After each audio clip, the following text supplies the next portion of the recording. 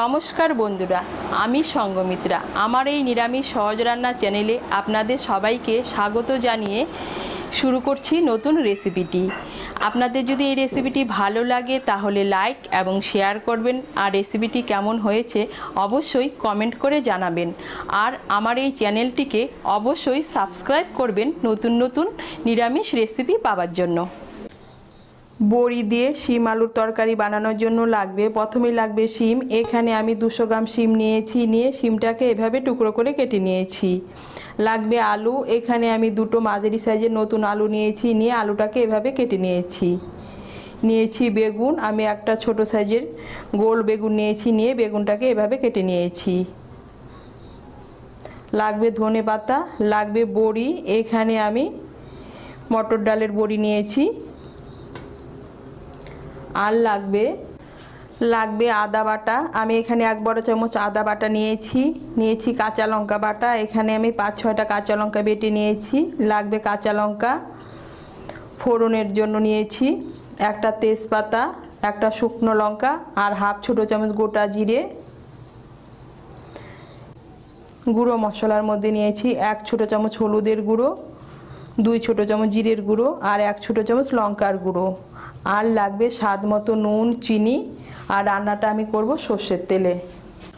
কড়াই বসিয়েছি। প্রথমে আমি বড়িগুলো ভেজে নেব, তার জন্য কড়াইতে দিয়ে দিচ্ছি সর্ষের তেল। রান্নাটা আমি সর্ষের তেলে করছি, আপনারা চাইলে সাদা তেলেও করতে পারেন। তেলটা গরম হলে এর মধ্যে বড়িগুলো ভেজে নেব। তেলটা গরম হয়ে গিয়েছে, এর মধ্যে আমি বড়িগুলো ভেজে নিচ্ছি। আমি এখানে মটর ডালের বড়ি নিয়েছি, আপনারা এটা বিউলির ডালের বড়ি দিয়েও করতে পারেন। বড়িগুলোকে লাল করে ভেজে নেব।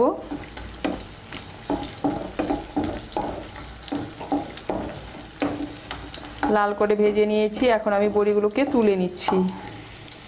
এই তেলের মধ্যে আমি বেগুনটা ভেজে নেব।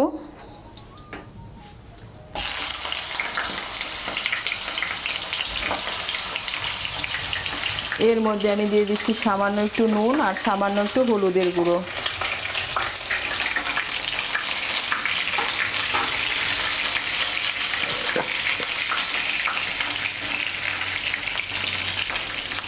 নুন আর হলুদের গুঁড়োটাকে মিশিয়ে নিয়ে বেগুনটাকে লাল করে ভেজে নেব।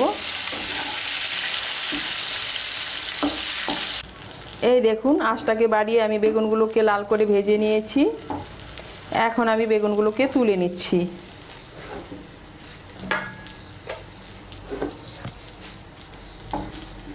কড়াইতে যে তেল আছে এই তেলের মধ্যে আমি রান্নাটা করব। এর মধ্যে আমি দিয়ে দিচ্ছি একটা তেজপাতা, একটা শুকনো লঙ্কা, আর হাফ ছোটো চামচ গোটা জিরে।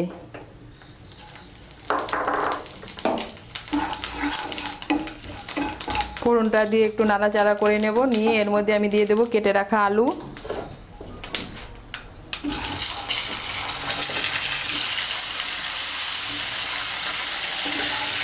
আলুটাকে তেলের সঙ্গে মিশিয়ে নেব। মিশিয়ে নিয়ে আঁচটাকে মিডিয়াম করে আলুটাকে একটু ভেজে নেব। আঁচটাকে মিডিয়াম করে আলুটাকে আমি ভেজে নিয়েছি। এখন আমি এর মধ্যে দিয়ে দেব কেটে রাখা শিম।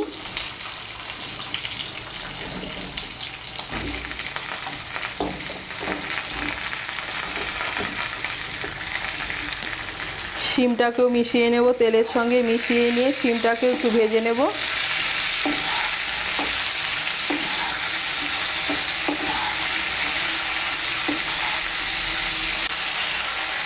এই দেখুন, শিমটাকে একটু ভেজে নিয়েছি। এখন আমি এর মধ্যে দিয়ে দেব আদা বাটা আর কাঁচা লঙ্কা বাটা।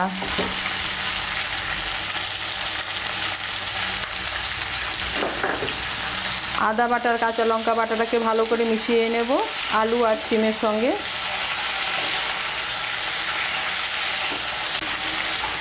আদা বাটা আর কাঁচা লঙ্কা বাটাটাকে মিশিয়ে নিয়েছি। এখন এর মধ্যে দিয়ে দেব গুঁড়ো মশলা। গুঁড়ো মশলার মধ্যে নিয়েছি 1 ছোটো চামচ হলুদের গুঁড়ো, 2 ছোটো চামচ জিরের গুঁড়ো, আর 1 ছোটো চামচ লঙ্কার গুঁড়ো। লঙ্কার গুঁড়োটা অপশনাল, আপনারা যদি পছন্দ না করেন না দিলেও চলবে। এগুলো দিয়ে একটা পেস্ট বানিয়ে নিয়েছি, এই পেস্টটা এর মধ্যে দিয়ে দিচ্ছি।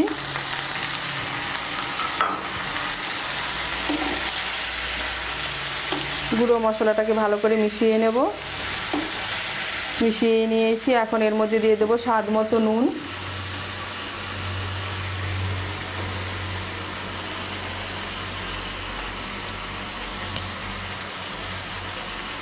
নুনটাকে ভালো করে মিশিয়ে নেব। মিশিয়ে নিয়ে আঁচটাকে মিডিয়াম করে মশলাটাকে ভালো করে কষিয়ে নেব সবজির সঙ্গে।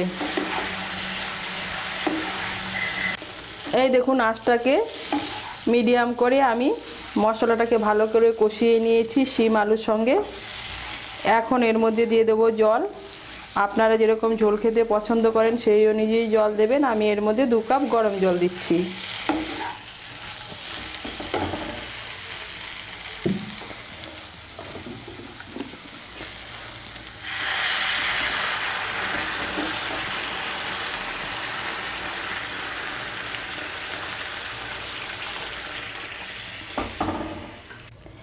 এখন ঝোলটাকে ভালো করে ফুটতে দেব।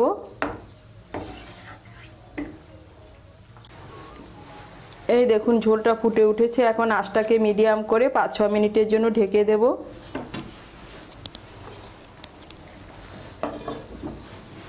আঁচটাকে মিডিয়াম করে 5-6 মিনিটের জন্য ঢেকে দিয়েছিলাম।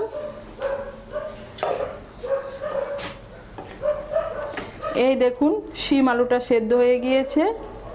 এখন আমি এর মধ্যে দিয়ে দেবো ভেজে রাখা বেগুন,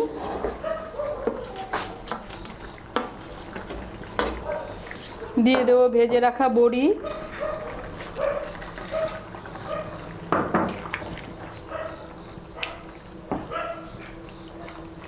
দিয়ে দিচ্ছি সামান্য একটু চিনি। চিনিটা অপশনাল, আপনারা যদি পছন্দ না করে না দিলেও চলবে।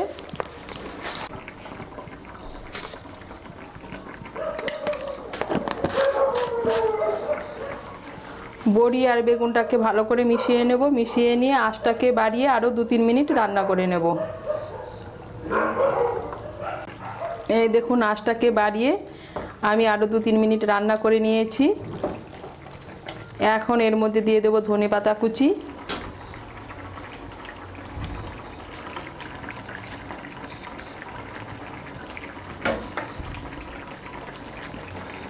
আর দিয়ে দিচ্ছি চিড়ে রাখা কাঁচা লঙ্কা।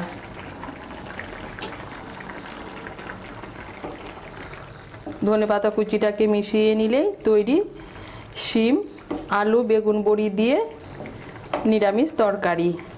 আপনারা এই শীতকালে এই তরকারিটা এভাবে বানিয়ে খেয়ে দেখবেন, খেতে কিন্তু অসাধারণ লাগে। তৈরি হয়ে গেল বড়ি দিয়ে শিম আলুর তরকারি।